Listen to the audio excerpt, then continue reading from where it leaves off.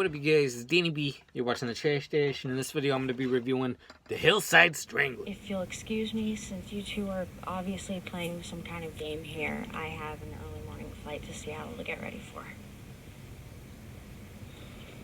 No. What are you doing? Where you going, honey? Huh? Hey, you better stop listening. We're not playing around here. Put your hands behind your back. Absolutely not! Stop it! Stop resisting and let us do our job, okay? Stupid bitch. Come on, get in. You're not gonna get away! And so this is one of these early 2000s serial killer flicks. Around the 2000s, you know, they were putting out a bunch of these serial killer movies. Like they had the Ted Bundy one, the Jeffrey Dahmer one, Gacy. And so I used to watch a bunch of those. And I'm not really a huge true crime kind of person. Like I don't really like watching things that are based on real life like that because it's just like, well, except like gangster stuff, you know, like Al Capone and that kind of thing I love. But, you know, things where real people died and stuff, I'm just like, usually, But if it's a well-done movie, I do like it. Like, Monster is a really good one. Henry Portrait of a Serial Killer. Even though a lot of that is fiction, it's still really good. And this one, I think, is excellent. I think this one is almost as good as Henry Portrait of a Serial Killer, which is, like, to me, the top of the true crime stuff. But this one is so underrated. I never hear anybody really talk about this. And this is one I picked up at Big Lots for $3, and I had never seen it or heard of it. But oh my god, this one is absolutely shocking. The guy that directed this directed the sequel to Henry Portrait of a he did Henry Part 2. And so this has C. Thomas Howell and Nicholas Turturro. And Nick Turturro in this movie is an absolute fucking monster. This has got to be the best Nick Turturro performance that I've ever seen. I know he was well known for NYPD Blue, which I never really got into. I've seen him in movies and stuff, like a bunch of Spike Lee movies and that kind of thing. He's usually playing a cop. This one he plays a fake cop. This one he's impersonating an officer to pull these girls over. I don't know how accurate this is. I've heard it is pretty accurate, but I don't know for sure. But oh my god, these two guys were fucking extreme scumbags.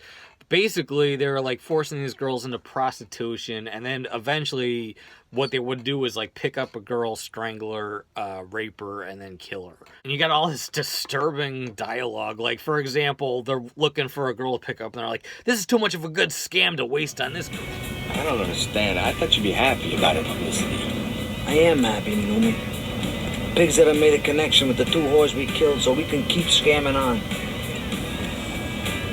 Righteous the cousins did something that made the newspapers. So why don't you send a copy to your mommy? Huh? What about her, huh? She looks like she'd be a good fucker. She's a slob, forget it. This is too good a scam to waste on the first pig we see. Tonight, we find something hot. Otherwise, we go home and jerk off. I think what's really, really creepy about this, maybe about these two guys in general, is that they actually seem really normal. Like Jeffrey Dahmer, for example, you look at that guy and you think like, all right, that guy's a little bit creepy. These guys actually seem like someone you would invite to a party. Like, even when they're killing people, they're making jokes and shit. And off the top of my head, I don't know their real names, but like C. Thomas Howell is a little bit creepier. He's kind of a creepy dude.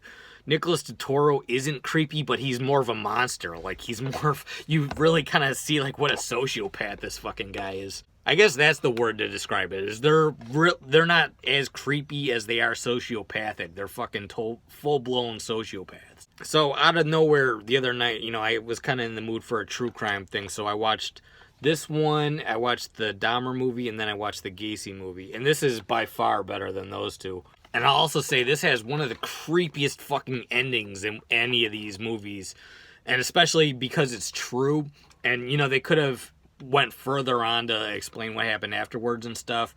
But they left it at this, like, shocking kind of horror movie ending, and it's really creepy. It even kind of gave me chills, and I watch a ton of, you know, horror movies that do nothing for me, really. This one really creeped me out. And on a side note, how fucked up is it that I found this at Big Lots for $3 mixed in with, like, the Dora the Explorer DVDs and fucking little SpongeBob SquarePants DVD right next to the Hillside Strangler?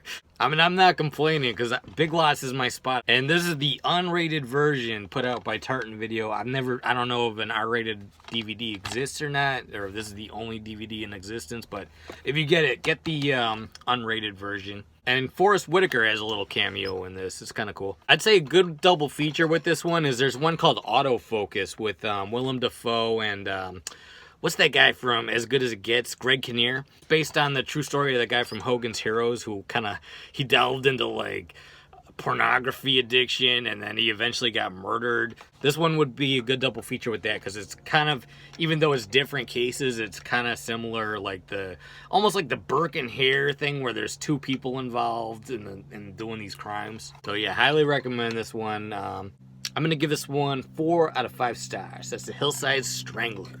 Alright guys, it's Danny B. You're watching The Trash Dish. Let me know what you think of the Hillside Strangler. Let me know any other interesting facts about the case if you know it or anything. Hit the like button, comment, and subscribe. Peace out.